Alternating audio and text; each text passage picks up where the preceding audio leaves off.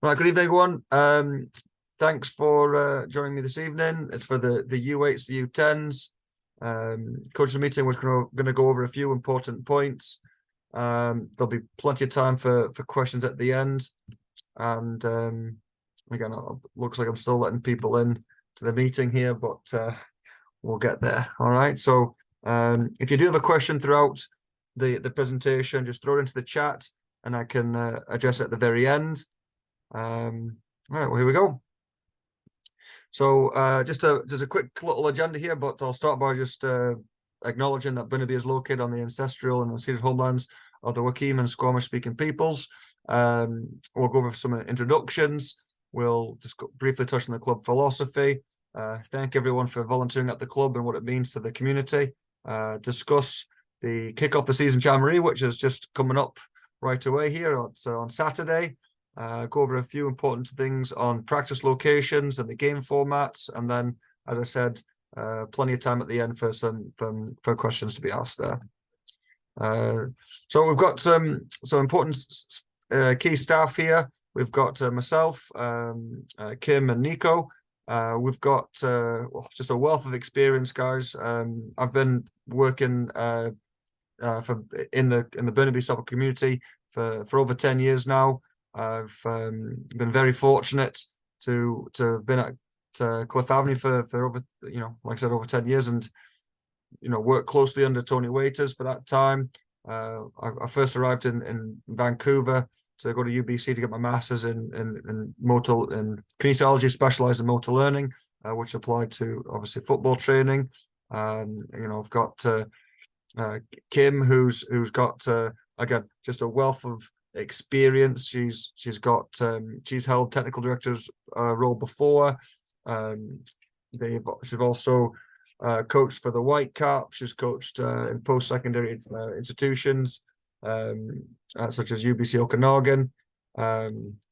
She's a certified positive psychology practitioner, and again, just a nationally certified coach at the youth level and the children's level. So again, wonderful to have her involved with the club. And then Nico, who again, just wealth of knowledge, well over 20 years of experience, has been working in the Burnaby community for a number of years now. He's got two master's degrees, one in sports sciences, but team high performance team training, as well as holding his national certified. He's nationally certified through the CSA for children's coaching, youth coaching. He's got his pro license from Chile, where he's originally from. He's coached in New Zealand. Just a wealth of experience, and I'll be saying this throughout the presentation, but like we're here to support you to make sure that you've got the best support to have a positive experience throughout coaching for Burnaby FC. So we're here to be there for you. Just touching briefly on the club's purpose, mission, and vision. As I'm sure everyone's aware, that Burnaby FC is the coming together of 5 different clubs. So we wanted to make sure that our purpose, mission, and vision aligned. Okay, so again, what we all want to do at Burnaby FC, okay, is bring together a comprehensive technical and operating infrastructure. So again, not only are we hoping to provide you coaches and the players with the most up-to-date, scientifically backed training methods, but also have a administrative team that can support you as much as you need. I mean, obviously we've got Team Snap that we're hoping that will be utilized and make your coaching experience even better, knowing that it's a direct link to the parents and to the club. And then we want to build leaders through sport. Okay, we're well aware of the positives of being involved in a team sport can bring through lifelong development. We want to be one of the best clubs in the country. Okay, not just the Lower Mainland, but we've set a high bar and the standards that we want to meet. Like as I said, not just the technical side of things, but the administrative side of things, so that everyone has a positive experience. And that's why you've probably been asked, you know, you have to get your CRC done, you have to get your coach certifications done. We want to make sure that we're playing by the game formats that that are scientifically proven to help kids to develop long term and be involved in the game as long as possible. And again, so we're really trying to create leaders with just an exceptional footballing experience. And of course, that our values for that is like we're all one team. And what that to elaborate on that, when you think about your birth year that you're working in, whether it's the class of 2016 and the class of 2015 or the class of 2014, that like I'm not, if I'm one of those coaches in that age group, I'm not coaching against another coach at Burnaby FC. I really am working with him or her. They are essentially your teammates, because those 20 coaches in a birth year, you're the team that are trying to impact 100, close to 200 in some age groups, youth players, together to develop them together, and make sure that we can try to have kids play organized soccer for as long as possible. So we do emphasize that teamwork aspect of it. Okay. As far and the development, we want to develop good people at the club. Okay. Obviously, yes, we want to develop good soccer players as well, good athletes, but we do want to develop good people first. And so demonstrating that you as a coach, as a role model, you're being respectful, and we want the kids to use the manners at practice. Okay, want them to be well behaved. And certainly, like, if as a coach, when you're demonstrating respect towards others, be it the referee, be it the coach, be it the parents, the players themselves are going to pick up on that and continue to be positive people in the community. And again, that community word is that it's pretty special now that we've got just 5 clubs have come together for the benefit of the community. Okay, so that's real special there, and we want to create that legacy beyond the pitch, that we're going to have like I said, kids that are going to have memories about Burnaby FC, and that this transition that we're all going through of being one club. And then as far as integrity goes, like, yeah, it's not just me or someone else at the club saying that we want to be one of the best clubs in the country, is that we are following through with that. Okay, we're holding ourselves accountable to that high standard. Okay, that being like coaches for BFC, they need to have the coach certifications. Okay, they need to have the CRCs. The Burnaby FC provides the equipment that is required for coaches to run a session, be it cones, balls, bibs, because like we don't have the expectation that the volunteer coaches go and get that themselves. We want to provide that for you. We want to provide the lesson plans for you that are again, like scientifically backed to be relevant in their long-term play development, age specific. Okay, but again, it's Burnaby FC. We're just getting started, and at the same time, we know where we want to go, and that's that's to the top in being recognised one of the best clubs in the country. And I can't go any further, guys, without thanking everyone on this call for volunteering at the club. I mean, it goes without saying that without volunteer coaches, the kids do not have a team to play on. Okay, and so thank you for all your time and effort that you're going to invest into the club, into the kids, into the community. And I just want to make sure that that the senior staff coaches I mentioned previously, we're here to support you, to make sure that you have a positive experience, and that experience is transferred onto the kids so they want to continue in the sport. Yeah, we'll get right into the most pressing thing is that the kick off the season jamboree is September 9th. We just had our first ever Burnaby FC Labor Day tournament for the divisional teams, the U11s to U18s, this past weekend, and it was a nice success. Things that we can certainly improve on, but at the same time, for a first crack at it, it went really, really well. And I'm certainly really excited and looking forward to this weekend on Saturday, because the kick off the season jamboree has never been held at Bunny Lake West before, and it's a wonderful sports facility. Rarely, if ever, do we have 7, 8, and 9-year-olds playing on turf. They're usually on grass, and so for them to be in the sports facility, I think it's going to be really, really special event. You'll all have received the schedule, and I've just put like a little summary here on this slide, but you yourselves will know once you go to field 4, what mini field you're on based on the schedule. Okay. And so what you should be doing prior to the jamboree, reaching out to your parents and saying that just to confirm that we are, whatever it might be, we're, U8 boys, we're, on field 3 at 12 at noon. Let's meet at 11:30 to hand out the uniforms and do a meet and greet.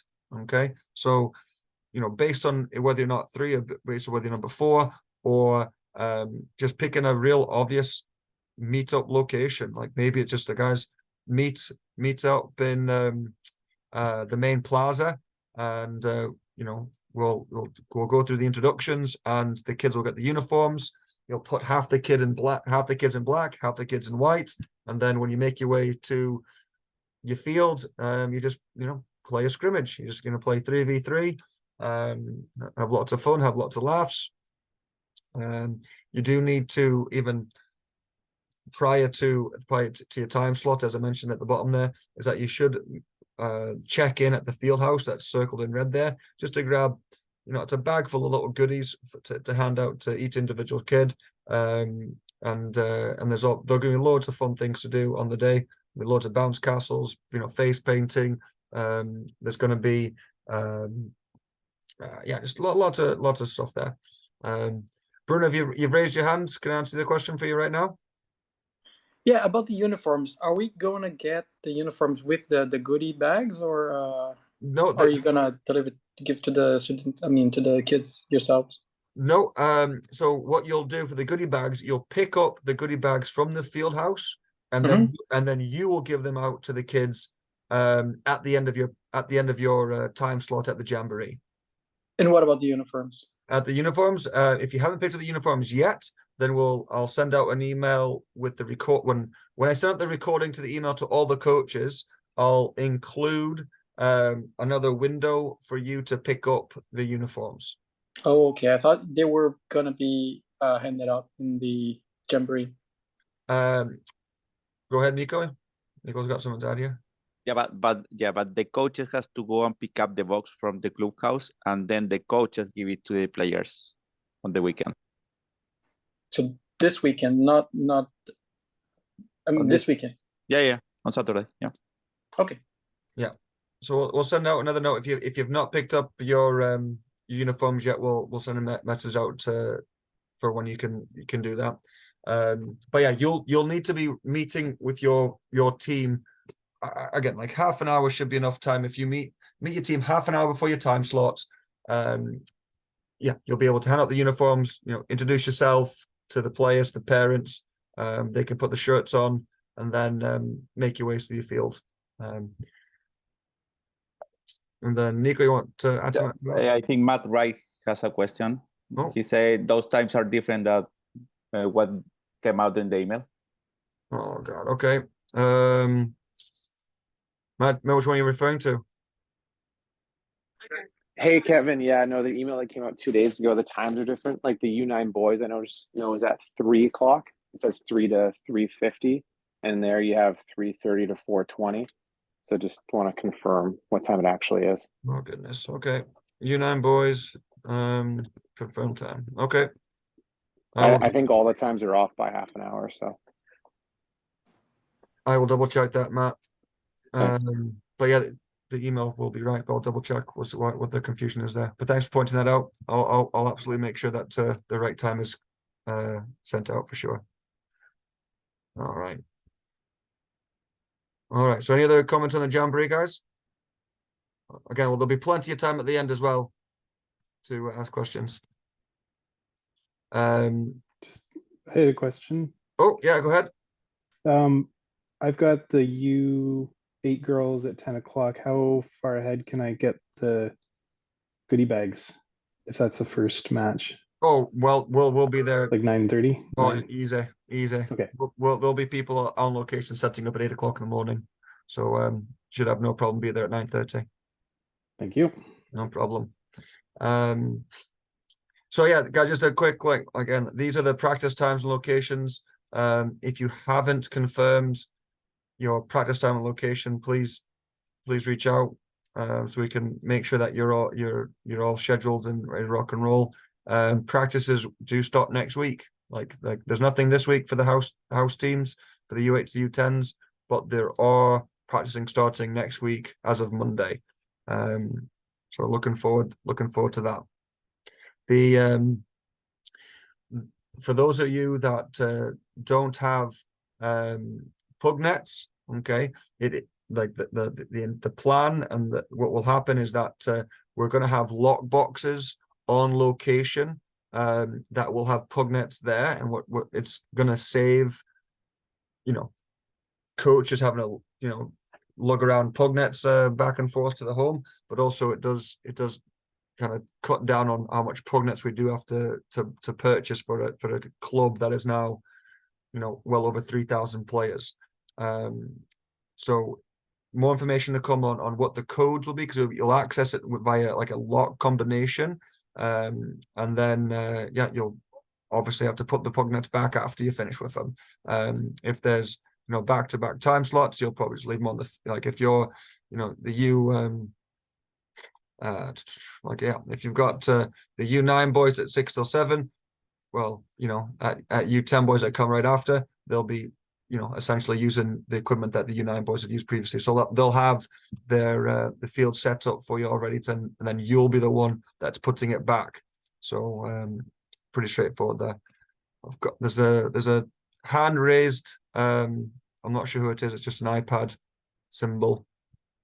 If you want to ask. No, the question was, you say the practice is starting next week. That's just to confirm that September 11th.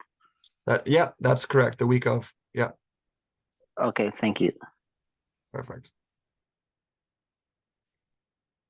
Right, so the U8 and U9s, again, everything that we do at Burnaby FC it follows the Canadian Soccer Association grassroots standards.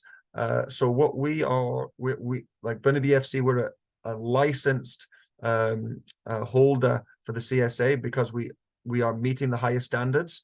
Okay, so and what that looks like for the U8 U9s is that we've got 20-minute halves. We play 5v5, including a goalkeeper. So goalkeeper, 4 players. Okay, we do not do throw-ins at U8 and U9. Essentially, the ball goes out of play. If it's off of black, white obviously brings it back in, and they can do so by either passing it into a teammate, or if they so choose, just dribble in and get the game started as quick as possible. The reason for this change, and it's been a couple of years now, is that the amount of time it was taking for a player to throw the ball in was eating into the actual playing time, and of course, referees having to stop the play to say, listen, that throw-in was incorrect, you got to do it again. And so CSA in their wisdom said, right, well, let's just remove that and have passenger dribbling to keep the game flowing, ball in play as much as possible. Fair playing time, okay, not to be confused with equal playing time, because again, like if a kid's come into practices and they're putting in a good effort, they should be getting just as much fair playing time as another person who could be significantly better than they are. Okay, so and again, like I wouldn't expect a player that doesn't come for a full month to practices and then comes to a game and they're getting more playing time than another kid that has not missed a practice, rain or shine. So things have to be fair, which I don't think anyone can argue with that. A retreat line, everyone, when the goalkeeper has the ball, be it a goal kick or in the goalkeeper's hands, at BFC there's a retreat line, and they're going to back up to the halfway line so that we can encourage the team to play out through the back, from the back, right? So there's not like a high press scenario where the goalkeeper struggles to distribute the ball to a teammate, and if the goalkeeper gets the ball in their hands or it's a goal kick, then essentially it's a goal for the other team because they can't distribute the ball. This is what the CSA mandates, and it is in the best interest of the kids' long-term play development. At U8 and U9, we play a festival format, which is almost like a soft tier of sorts, with there's 2 fields side by side, and one field would be for players that are excelling at this moment in time, and the other field will be for kids that are still emerging and catching up. So we'll discuss more about the festival format later in the presentation, but just so you know, like the rosters are, dare I say, larger because you're actually splitting a team in 2 on match days. Okay, the U10s, we've got, again, following what the CSA have told us, game length's 25 minutes. We're playing 7v7. All right, so that's a goalkeeper and 6 players. Still no throw-ins. Again, repeating myself here, but it's fair playing time. You know, if you come into practice and you put in a good effort, you are getting just as much playing time regardless of your ability. Retreat line, we're doing 1/3 now versus 1/2 at U10, which will need to be clearly marked from coaches. Again, because of the size of the birth year, for the boys, we can make the 2 fields. We have large enough rosters for the boys, but for the girls, we were sitting, if this, and again, I guess this can change, U10 girls. I mean, I know we're starting in 2 weeks' time.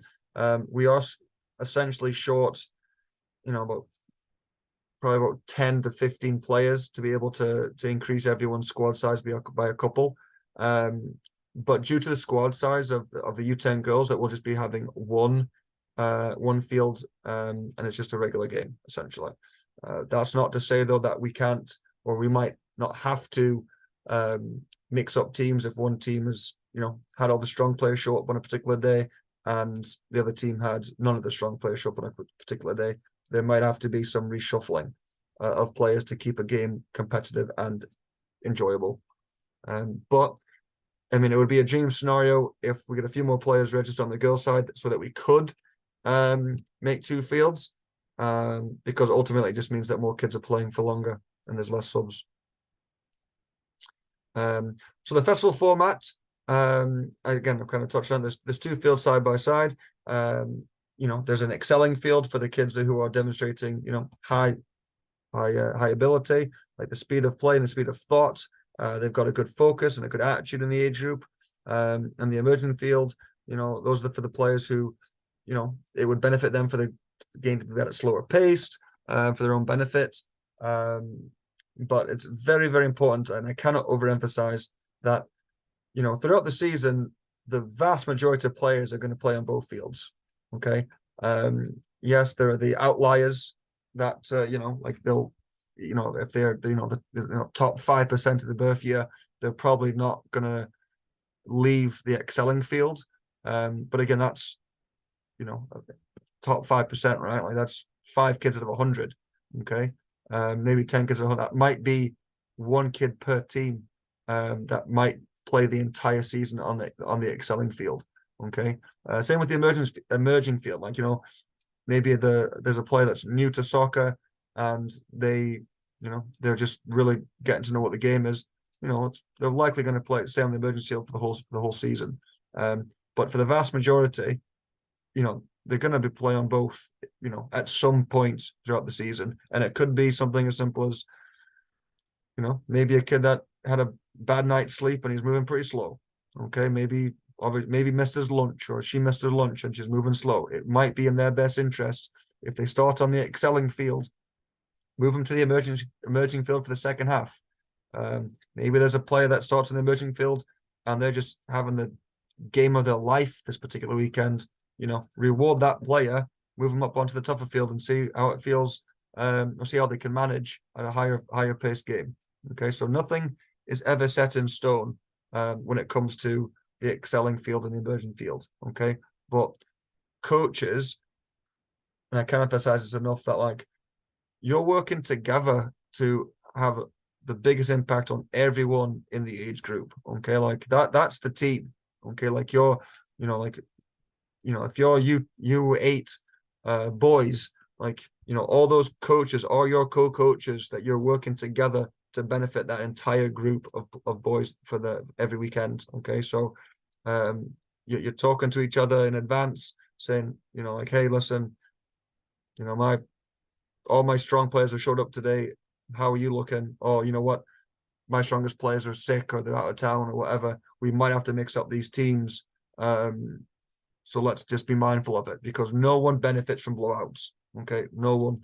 Okay, so just always approach that with that philosophy. And again, just like myself, Nico, Kim, like the staff here are here to support you. So if you ever need to reach out with like an inquiry or a query or just some feedback, there's probably at this point nothing that we haven't seen in previous years that might be perceived challenges. So we're here as a resource, everyone, to help you through anything that's a bit tricky. Whether it's just getting the ball out of the defensive third, or maybe creating more chances, maybe keeping kids' attention spans, because that can sometimes be a challenge at some of the age groups. But we're here for you. And then all coaches here, you've done your CRC, you should have done your coaching courses, or you're in the process of doing your coaching courses. We want you to make sure that you take pride in representing Burnaby FC as a volunteer coach. So wear your coaching gear at training, at games. We've got some upcoming coaching courses here. Fundamentals is September 16th, and then Learn to Train is on September 23rd. So if you need to complete the part 1 via online, just reach out to me and I can provide you with the code, so you don't have to pay for the course, and instructions on how to get it started. The online course takes about 2 hours, and they say the part 2 was either 2 or 3 hours. But it does make a difference in how your season's going to go, because it's some great tools to work with the kids there. Just going to touch briefly on the development center for these age groups. That this is an opportunity for obviously you've got one practice with your team and the game on a weekend. For those players that do want an additional practice and to work with the professional coaches, that they can attend the development center, which was kind of formerly known as an academy. But again, like we're meeting the CSA's highest standards of providing players, the coaches, with nationally certified coaches that have gone through years of training to make sure that they're in an environment that is best in class there. And I just want to put that out there, just in case anyone's asking or inquiring about it. And I think we're going to go to some cute questions, which, by the looks of it, I've got a few in the chat already. So let's have a quick look here. All right.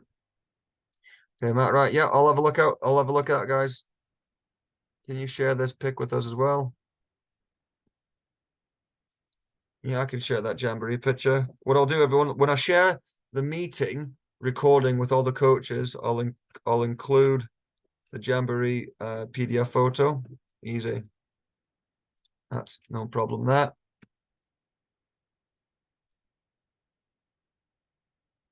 Yeah, U10 boys, 4 p.m. or 4:30. Okay, guys. Again, I apologize for the confusion there. I will get to the bottom of that. I'm not sure how that has been lost in translation. When will Team Snap be updated with practices and games? For Team Snap, you'll be updating your practices and games. So we'll make sure that your team manager has access to input that information.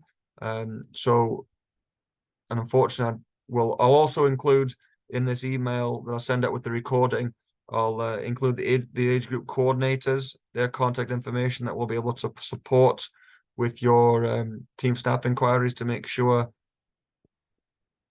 that everyone has the ability to input the games and practices. Well, the field size is bigger for U9 and for 8. It was getting quite crowded last spring as the girls got bigger. The dimensions, know that they're the same. They're the same. But we'll double check to make sure that that you were all the right dimensions, but I can't see why you wouldn't have been. Playing in tight spaces, just like Spain. Just like Spain. Please repeat for the use of the retreat line. It will apply to live balls, not just goal kick. Yes, Hugh will, for the U8s, U9s, U10s, we'll retreat during live balls as well.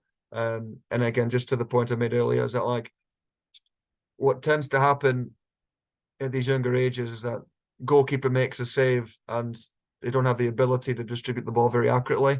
And so, you know, all a kid has to do is go close to a goalkeeper or go close to a defender, and it ultimately results in a goal conceded. So we are trying to promote playing up from the back. And if a goalkeeper chooses to play the ball quickly, then that's on them. But as long as the ball is in their hands or in the goal kick, then the opponents will start retreating backwards.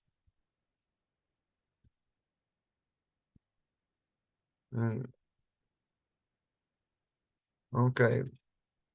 Rampy, can you reach out to me directly for your inquiry? We do not have our team info yet or team name of any of our players. Okay. Do you know, Rampy, do you want to just, take yourself off mute real quick and just tell me what your team name is or team number? Hi there. Yeah, we don't. I tried to log on the Team Snap, but we kept having technical issues. I think it's maybe through my phone. I Okay. don't have.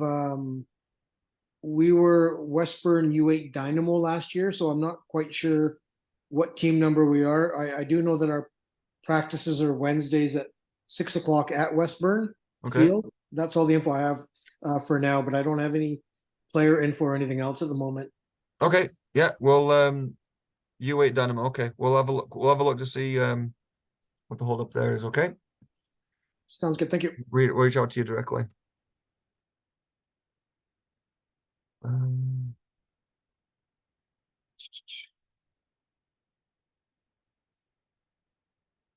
Arif, have we thought about reducing the number of teams for U10 girls to have larger rosters? Haven't thought of that, Arif. If anything, we might add another team if we could add another team and have smaller rosters. We're just, unfortunately for the U10 girls, we're right in that awkward space. I mean, 12 girls, no problem. But right now we're on 14. If we're on 16, we'd make two. We'd definitely make two teams. So for the U10 girls, like, right, I'm just going with the assumption that nothing's going to change, and so we will we'll proceed with just the one game. But if we get a few more registrations, I could be reaching out directly to the U10 girls saying, right, we're up to 16 players on a roster. We're going to make two fields and have a lot of kids playing there. But as of right now, that's how we're playing it. Go ahead, Reef. You got a follow-up question?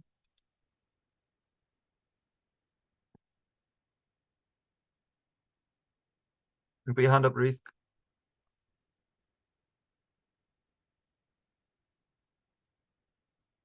All right. Bruno, you want to ask a quick question? Yeah, I do. I don't know if I missed this, but do we have a full schedule of the program? When it's gonna start and end with breaks in the middle? Well, the practices start next week, like I said, as of yes, next week, and then we'll send out a reminder of when the Christmas break is. The schedule is coming out next week. The schedule's going to come out next week, hopefully this week. We're just waiting on a few minor details. But that itself will explain like when there's a break for Thanksgiving, for example, or like that stuff and when Christmas break is and when we start up in the new year. But that'll be reflected in the game schedule when that comes out. Okay, thank you. No problem.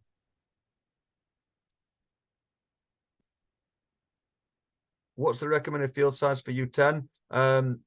I don't have the dimensions in front of me, but we'll definitely have it all set up for you.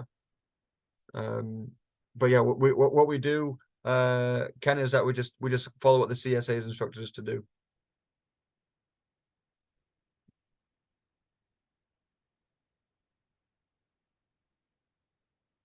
any lights control for Bunny Blake East Gravel? Yes, there is. Thanks, you, Nico, for answering that question. We'll make sure that you've got keys.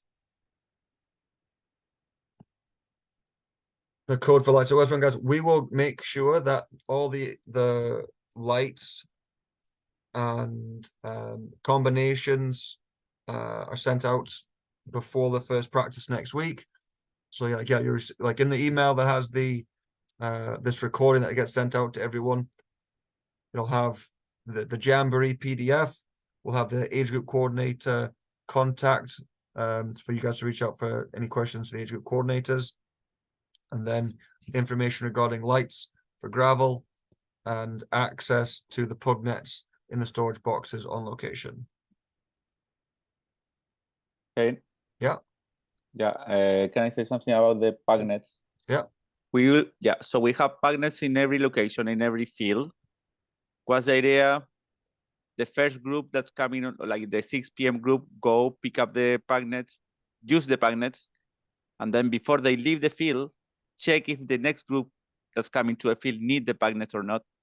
If they need the pug nets, they can take the pug nets, and then at the end of the practice, they put the pug nets back on the same box or container, just to make sure that we don't leave the equipment on the field. Yeah, because absolutely. that happened with some older groups. They went to a field and then they thought the next person is gonna take the pug nets, but didn't happen. Yeah, absolutely. So yeah, just bit of communication with the group that's coming on. You're finishing up practice. Are you going to use the equipment, or do I need to put it back? And then Daryl, for the gravel lights, again, like the keys will be distributed to the team that is practicing first, because the second when the second group arrives, the lights would already be on. It will also look to have like an emergency backup on location. We have had one strategy that we've used in the past is have like a hider key in the storage box, so everyone's going to have a code to access the storage box that has the plug nets in, and we'll have like a hider key in there for like emergencies if for whatever reason the lights haven't been turned on.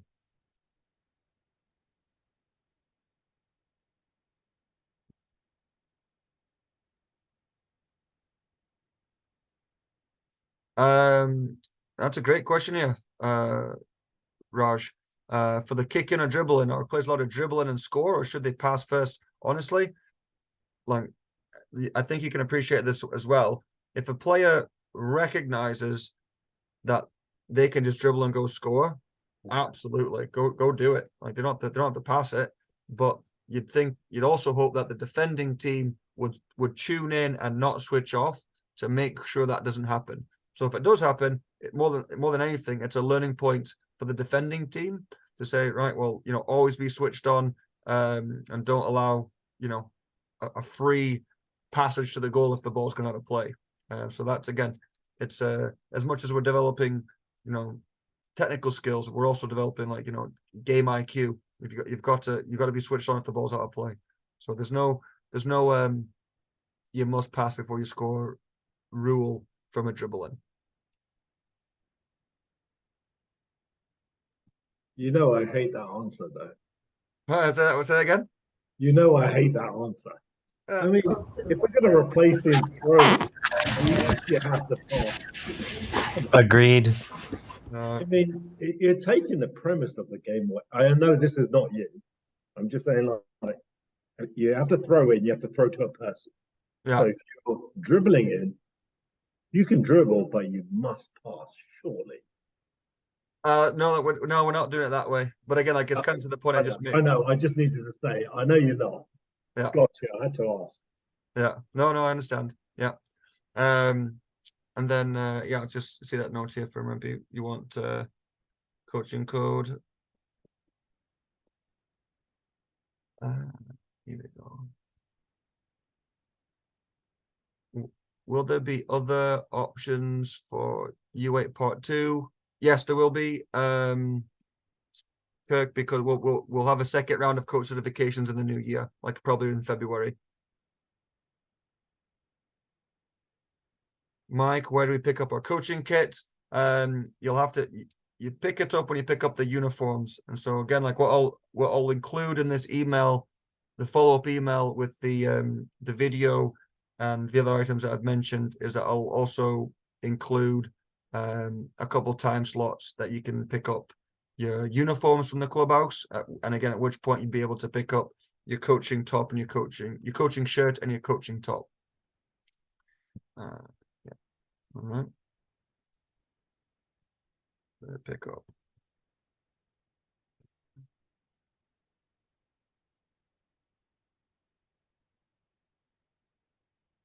For U9, it appears that we are using size 4 balls, but all the kids from last year have size 3s. I was only given a few spares. Also, yeah, I think we're gonna have to contact us again to maybe get a few more size 4s. Sorry, Kevin. Sorry. U9's a size 3s, are they not? U9 is size 3. Yeah, U9. Yeah. So I don't think you should be have got. Did you received Ziad? Did you receive size 4s? So because I had I asked for a couple of spare. I told them what age group I was at. They gave me about 4 or 5 because also we have some new kids as well. So they gave me 4 or 5. They said all the kids from last year shouldn't get a new ball. When they gave me the new balls, they're all size 4s. So I was, I thought maybe they're supposed to be using size 4s now. So if it's a size 3, then I can just give those all back and replace them for size 3s. Yeah, absolutely. Okay, fine. Perfect. We're used to probably a protocol for what is expected from parents and players. Yeah, we can. Well, usually, I mean, not say usually, like the codes of conduct are on the website. So if you're requesting, Raj, that we send out the codes of conduct out again to the parents and players, we can absolutely do so. They, kind of in good faith when they register and they're ticking the boxes, they've read all that stuff. But I can appreciate people might not be reading what they should be. So yeah, we can set up the code of conduct to players again. And I players can and coaches. grab it from the website. That's fine. Yeah, I just was going to submit it to each one this weekend. Yeah. It's on the website. Yeah. Right. Thank you. No problem. Do you have any updates from my U9 girls practices? More or less just connect offline there. Just have to double check to see practices. So I'll connect with you offline about your U9 practice tomorrow. Jason Wessel. U10, do we promote 3 forwards and 3 defense, or we experiment with varying formations? Oh, great question, Jason. Nice one. Yeah, I guess like the most straightforward answer is like the 3 forwards and 3 defense is a standard formation. You could also go 3-2-1 as well if you like. The most important thing, everyone here, is to recognize the difference, like what you're doing when you're defending and attacking. So when your team doesn't have the ball, yeah, absolutely, probably 2 blocks to 3. But when your team does have the ball, you really do not need to have 3 players hanging back. So, more of a principle of play about having someone push up like from the back to get involved in the midfield or to get involved into the attacking third. So more than anything, Jason, and for everyone on this call, is that it's the principles of what to do when you're defending and what to do when you're attacking, right? So you don't need, I'm just repeating myself here, you don't need 3 defenders if your team has the ball in the attacking third. You'd hopefully be encouraging someone to push up to get involved in that attack. Okay. Yeah. Yeah, can I mention something? A part of the system and everything. Please give the chance to every player to play in different positions. Yeah. So if most of the teams, you won't have a committed, like 100% committed goalie, for example. So rotate players in different roles. So they have the chance to experience the different positions and different situations in the game. Yeah, I absolutely agree. And that includes a goalie, like Yeah. new goalie Yeah. every half too, Every probably. half, yeah. Unless, again, if you're fortunate to have a player that is just so committed that he wants to play goalkeeper, like, I mean, we never have enough goalkeepers at the club. So again, part of the reason for giving people, you know, a chance to play that position, even if they might not be keen to do it at the time. A lot of times it's the parents that don't want the kids to play goalkeeper. They want them to be running around. But you know, if we can develop if everyone could develop a goalkeeper in every team, we'd be in really good shape in the later years. So very important. Can I say one more thing, Kevin? We have a team roster of 14 or 15 or 16 or 17 players per team. So for example, for U10, the ideal game format is 7v7. What might happen during winter is in some point you might have like only 13, 12 players showing up to a field. So if the game format is 7v7, we can also adapt and change and play 6v6, 5v5, especially when it's raining and it's cold. So if we have 12 players, just put the 12 players on the field, 6v6, but keep them playing instead of having a long bench of 5 players just watching the game. Because that might happen during winter. At this point, like in every group, like U8, U9, U10, we have between 14 and 17 players. So yeah, so plan for, especially for winter, if you have to play 5v5, play 2 5v5s. Yeah, it's better to have kids playing than sitting on the bench. Absolutely. So Nico answered Andrew's question. But that comes down to as well that we just can't be scared to like talk to each other as coaches and mix the squads up a bit. Like absolutely, if one team has 17 players show up and another team has 10, to me, you're doing everything you can to just like even those numbers out and have a good game and not, you know, have one team with 4 subs and one team with none. Absolutely, Jason. That is absolutely correct. We're just again like there, guys. We're work. You guys are like you're the team. The coaches are the team trying to make it the best situation for those players. And players get better by playing. They don't get better by sitting on the bench not playing. They need to experience and learn by doing. Yes, you can learn by watching, but it's not the same thing as learn by doing. That's for sure. Will the club send out lesson plans? Will the club send out the weekly practice session plans?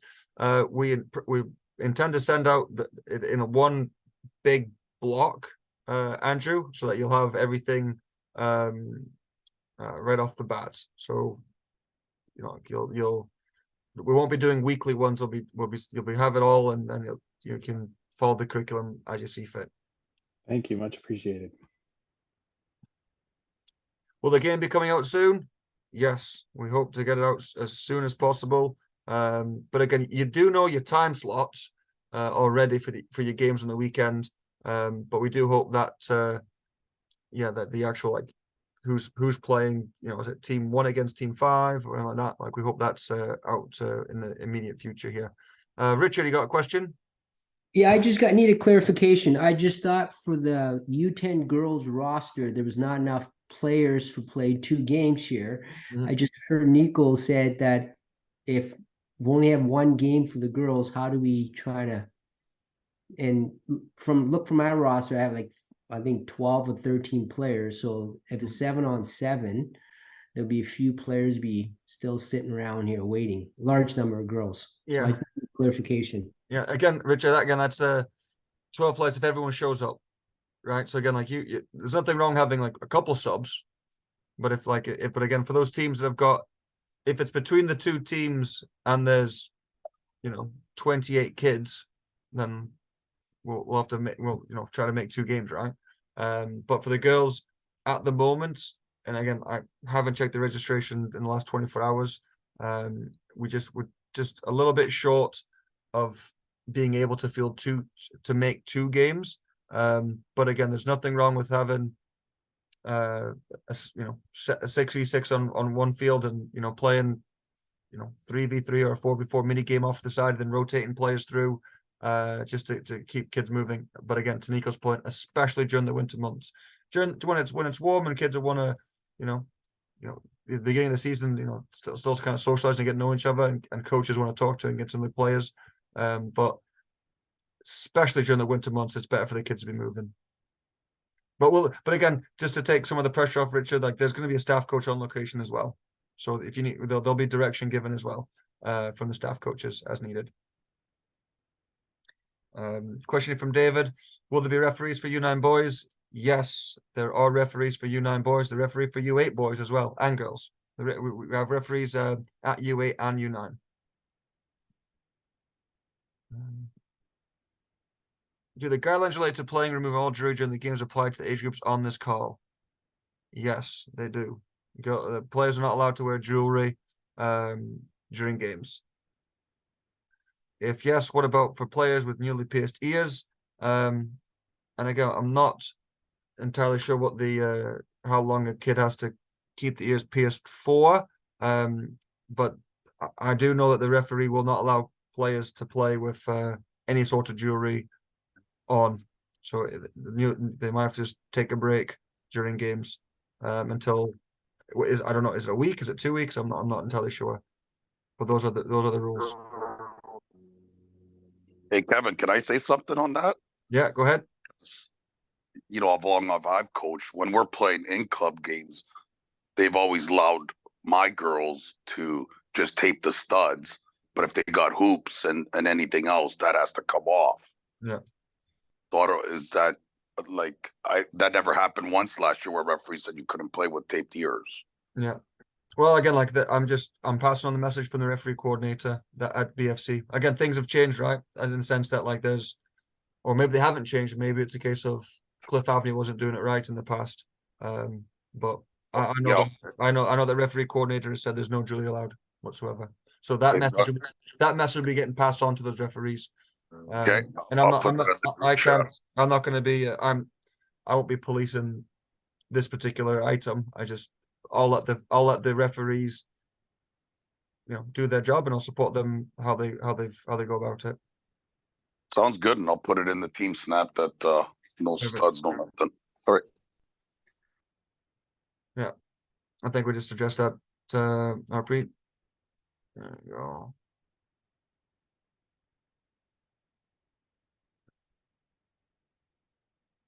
Will players be able to exchange jerseys, short sizes if we run out of small sizes? Our kits are quite large. Arif, I think within reason. I think it's if the shorts are completely not fitting, then yeah, there will be an exchange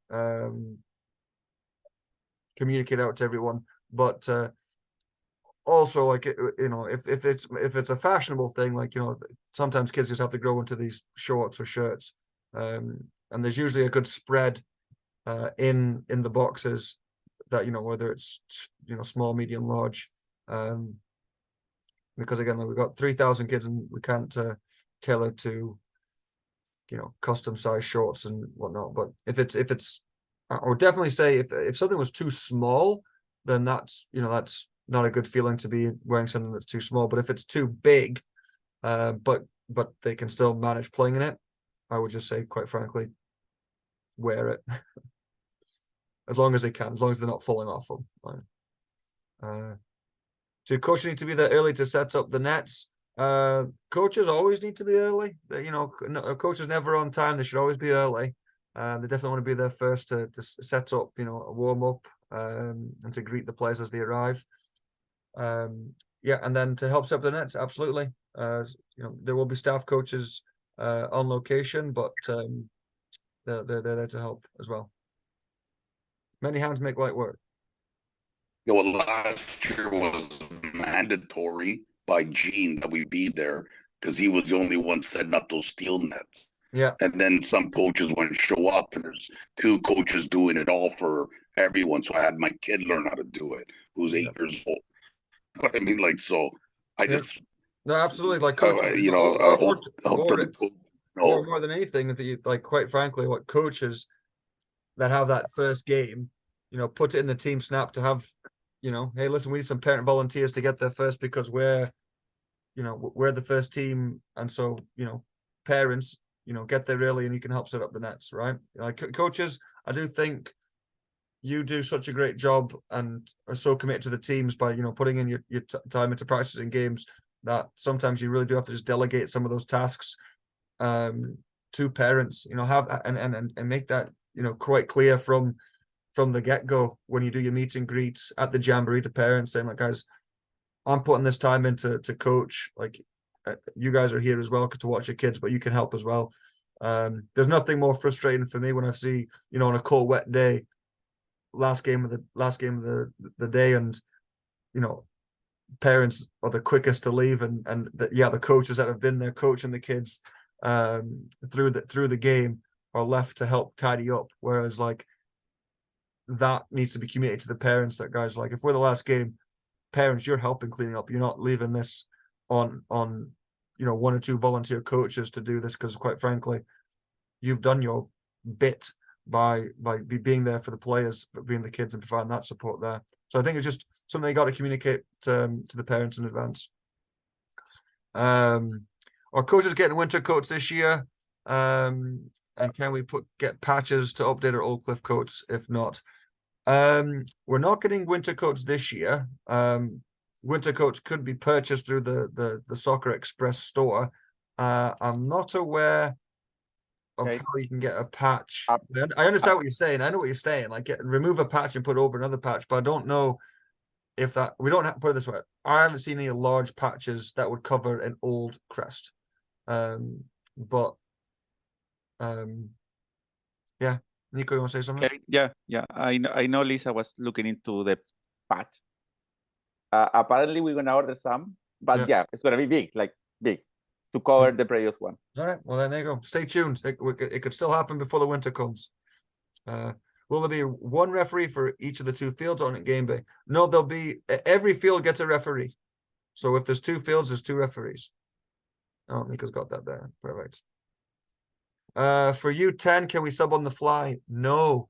And in fact, for all age groups, U8, U9, U10, to make a substitution, you do have to ask the referee. And just be mindful, everyone, that like we know these younger referees, they're just learning as well, and so they're in a leadership role, and they're going to make mistakes.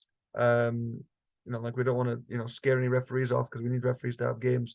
But it's like, don't do things on the fly. You do have to ask the referee. Referee, can make a sub, please, and allow them to give you direction on when to do it. So good question there. I wanted to confirm that practice on stat holidays are cancelled. Yes, practice on stat holidays are cancelled. And what's the protocol for adverse weather? You yourself as a coach can make the decision, but if there was something like a severe weather warning, then the club could make a blanket cancellation across the age groups. If frozen fields or if there's snow on the ground, things could get cancelled. But if there's been heavy rainfall for a couple nights and you have a gravel practice and you see that there's like standing water on the gravel, you might think it's in the best interest to cancel practice, and then that would be your prerogative. Go ahead, Nico. Yeah, for games, we cancel the games early in the morning. Yeah. So if you have a game on Sunday morning, one of the staff coaches go to a field early in the morning. They check the field, and then we make the decision. But this happened like early, around 8 a.m. So by 9 a.m. you will have the information, or 8:30 you will have the info. If you have to come to a game on the weekend or not.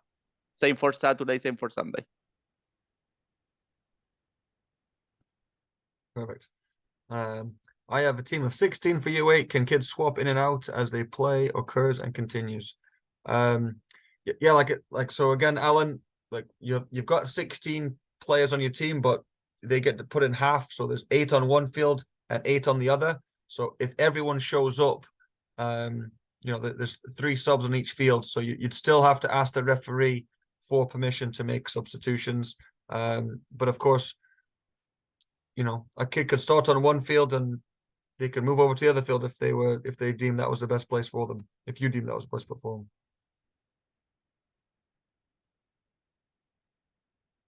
Yeah, substitutions are made when the ball's out of play. I have another place. David Ryan. David, I'll connect with you just by email to make sure we got the right place and right location that you want to go at. U19-1. Nico confirmed. I think we're good. All right. Perfect. Thank you. Perfect.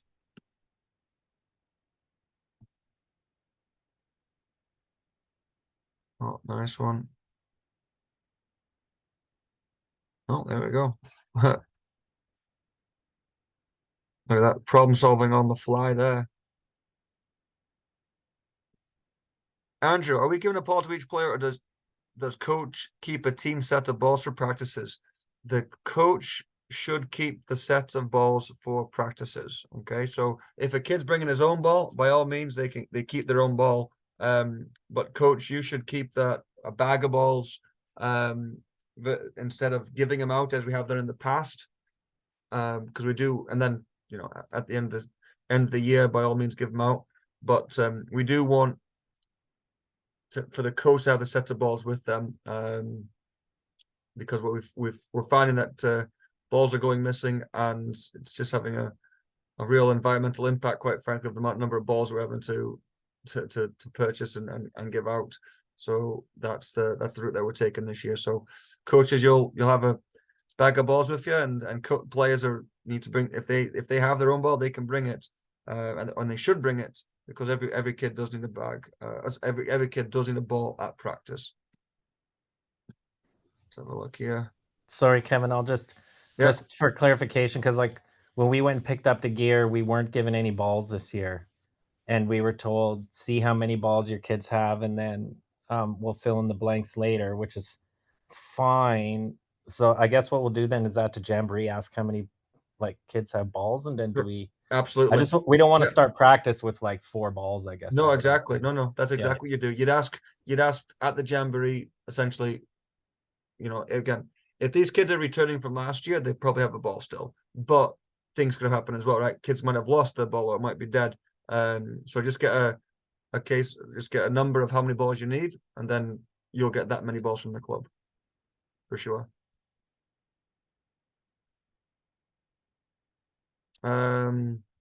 Yeah, Mark, we do need to exchange the size 4s for size 3s. Yeah, U9's a size 3. Will there be a start of the year goalie practice like in the past? Hasn't been confirmed. You know what though? Great point there, Daryl. We have been doing that in the past, and yet that has not been on my radar recently. So everyone's a goalkeeper day. Always well received, Daryl, yeah? Yeah. And so what Daryl's referring to actually is the first day for U8s more than anything. But we have done U8s and U9s in the past, so that we've done everyone's a goalkeeper day the day after, the weekend after the Jamboree. But nothing's been confirmed yet. But I like to have everyone's a goalkeeper day throughout the season. And what that is, everyone, is that we have some goalkeeper coaches come out to the fields on the weekend, and they just run essentially like a goalkeeping practice. And the intent is to really remove the fear factor from being a goalkeeper, especially at the U8s when they haven't played goalkeeper yet, because again, we will, more than likely every team's got to rotate players through that position. So to have the goalkeeper coaches, run a goalkeeper session on the weekends tends to have a positive impact. But as of right now, there are no everyone's a goalkeeper days scheduled, and if that changes, a message will be sent out.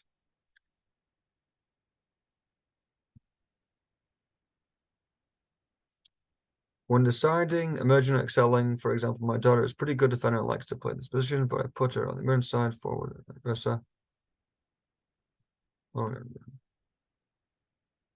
yeah, that's a good comment. Yeah, don't worry about that, Kev. It was just some info for when you were talking about, when to have absolutely. the players all move around. That's what I found, where my daughter wasn't confident being a forward or a good player that's a forward, doesn't know how to play defense. I put him on the emerging side as a defender, and the talent evens out, so they feel like they're a good defender. Yeah, You know what I mean? absolutely. That's a great point. Great point. Yeah, and Ryan as well. Like, mix up the groups if you have to make the games equal. It's a coaches. You're doing a great job if both fields are going on simultaneously and they're both close games. You're doing something right. We just don't want any blowouts. So however you go about that. Are the referees at U10 games? Yes.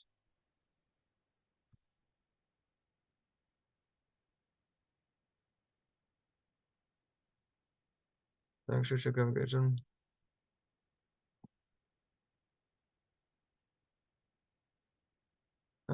Policy violation. Sorry, we have a recent vacancy in our squad, and there's a boy who's on the wait list whose dad has asked if he can specifically be on our team. Dylan just reached out to us directly, and I'm sure how to figure that out. Yeah. Thanks, Nico. So yeah, I have a couple kids on my one team last year, but completely forgot to register their kids. Zia, just have them contact us and likely got placed on a wait list to begin with. And if there is space, we can remove them off the wait list. There you go. Nico's on it. Can't scroll down quick enough. Should we mark all the balls given with BFC, then year and team number? Yeah, absolutely. Yeah, birth year and team number would be a great way to, use a Sharpie. That's the best way to go about it.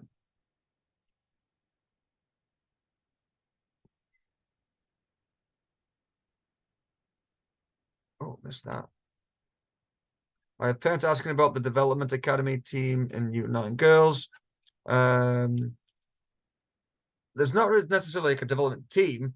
The development center, when players register for that, they get put into pods of players of like ability. So it's not really a team per se. Is there the possibility that a group of girls could be selected from that development center to play another club at some point? Certainly nothing's scheduled at the moment, but it's not beyond the realms of possibility that could happen. But any player that is interested in doing extra training should be registering for the development center for sure.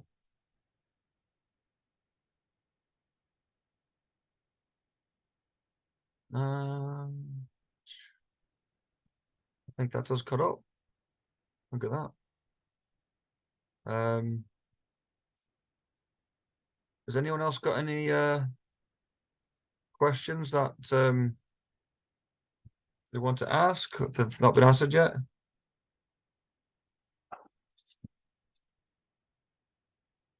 Brilliant. Well, and everyone, if you do think of a question after we finished here that you want to reach out and ask us directly, that's fine too, and then we'll get back to you. But we'll certainly be seeing everyone at the Jamboree. What I'm going to do is I will send out this recording to all the coaches, U8 to U10, and I'm going to include other things that we've talked about, like the Jamboree PDF that was requested, the age group coordinator, contact information, information regarding lights for the gravel, the combinations for storage, a third pickup time and date. Otherwise, we might just have to organize for the uniforms we picked up at the Jamboree on location. And then there was a few people who sent me direct messages just to confirm, practices or one or two other things. And I'll reach out to them directly. Alan, you got a question there or comment? Yeah, sorry, just a quick question. This is just for me personally. At the Jamboree, I'm U8 Team 9 on Team Snap, and we weren't mentioned on there. So I just wanted to confirm that we are known as Team 8 on that schedule. That is right. That is right. Yeah, Alan, I'm sorry that wasn't communicated previously. Because then the Team 8, we ended up having to essentially cancel. But we had your Team 9 still on the spreadsheet. So yeah, and it will probably, for all intents and purposes, Alan, you'll be Team 8 on the schedule when it comes out as well. There will be no Team 9. Okay, so Team Snap will be updated with Team 8. moving Correct. forward for my team. And then just to also a follow-up question to that, I am logging all the practices on my team Snap, and the games will come up from you guys. I'll double confirm that, Alan, because Okay. once the schedule is confirmed, you'll get sent the schedule for sure. But you'll probably have to input the games as well, or your manager will have to. Because I'm just trying to think logistically how we would be able to upload hundreds of teams quick enough for their games. Is what I'm just thinking out loud. So like you'll have the team schedule, but then you'll have someone from your team, whether it's you or a team manager, upload the game schedule into the team Snap. Okay. Okay. Perfect. Okay. Yeah. Go ahead, Nico. But according, like, they have set times. So more than the specific game, you have to say, okay, our game is Saturday, 10 a.m. every single Saturday, or 11 a.m. So that's the only info.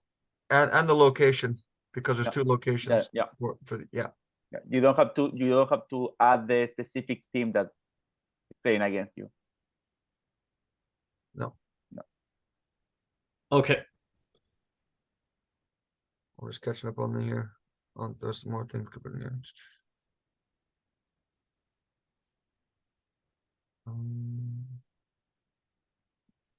Thanks, guys. Thanks, yeah. Thank you, Alan. Thank you, Andrew. Great job, boys. Looking forward to the season. Thanks so much this weekend. Yeah, thanks. Good stuff. Yeah, thanks. Looking forward to it. Thank you. Yeah, thanks everyone. Just confirming we update team Snap and find a team manager. Yes, Raj, we'll get a team manager. Once you've confirmed a team manager, we'll get them. They'll have to have a CRC, and then they'll have the team Snap administrative access to update your team Snap account.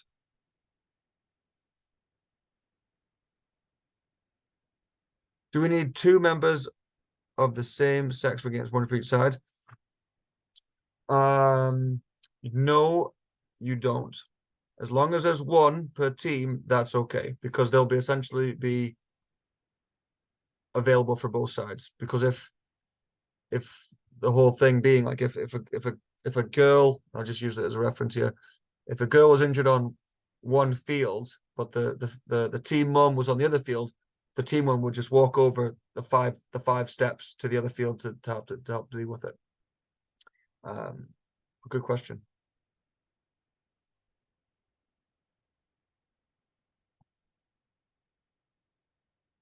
Okay, everyone. Yeah, you can expect this video and some more information to come out tomorrow.